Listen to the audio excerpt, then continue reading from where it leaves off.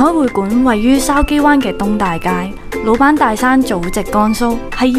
2019年8月創辦呢一間江南風味嘅餐廳，旨在等更多人品嚐到地道嘅江南美食，從而體會江南溫婉嘅情懷。不過無奈中間經歷咗3年嘅疫情，餐飲業面對住巨大嘅衝擊。好在大山積極尋求餐廳嘅創新同埋轉型，了解到餐飲業嘅長久發展趨勢，於是佢哋當機立斷裝咗片面，將餐廳升級為數碼化嘅管理模式。而片面係點樣幫到餐廳做好營運管理同提高餐廳營業額呢？第一，上海會館分為樓上樓下2層，樓下有10幾張台，而樓上就有幾張大台，空間十分寬敞舒適。經常有熟客嚟訂位，進行一啲家庭或者朋友嘅聚會。咁樣規模嘅餐廳喺人手上必然有比較大嘅需求。但疫情期間，大量餐飲服務人員轉行，導致餐廳請人難上加難。而 QR Code 落單可以有效減低對人力嘅需求。譬如喺堂食方面，餐廳正式開鋪前，員工已經編定同張台對應嘅動態 QR Code。當食客一坐低，就可以即刻攞電話出嚟 scan 個 QR Code，自助完成落單。其實今時今日 QR Code 落單早已屢見不鮮，哪怕有少少年紀嘅長輩，對於 QR Code 落單亦都係游刃有餘。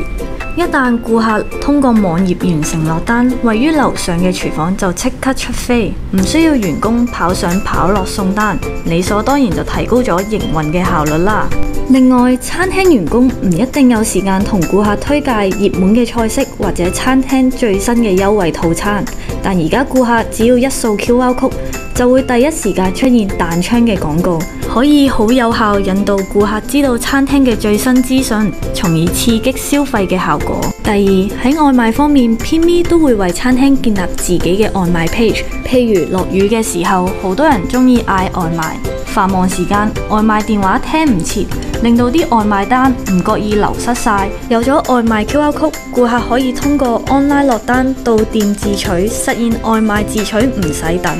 為顧客提供便利嘅同時，亦會為餐廳增加咗外賣嘅訂單。食物本身承載住離鄉別井嘅鄉愁，大山淨係用美食嚟縮短他鄉與故鄉嘅距離。喺餐品方面更係毫不含糊。首先專門請咗一位包店師傅，手工包製小籠包、蒸餃等點心。上海小籠包要做到小巧皮薄多汁，一定需要師傅高超熟練嘅手法。將切成大小一致嘅小麵團用手掌壓扁，再用擀麵醬將啲麵皮擀得厚薄均勻，放入適量嘅餡料，小心咁捏埋，最後喺頂部留出一個小口，等蒸汽可以能夠順利釋放，先可以做到皮薄而不破。排骨擔擔麵亦都係好多熟客嘅心頭好，將醃好嘅排骨包好一層澱粉，即叫即炸。炸排骨嘅同時，亦開始製作擔擔麵嘅湯汁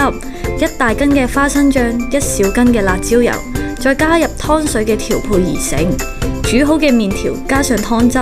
最後鋪上1斤炸醬，灑上一啲花生碎同埋蔥花。老闆仲特登用咗蘭花白瓷碗嚟放碗面，同江南嘅素雅氣質相得益彰。炸好嘅排骨外表金黃酥脆，切落去發出咔嚓聲，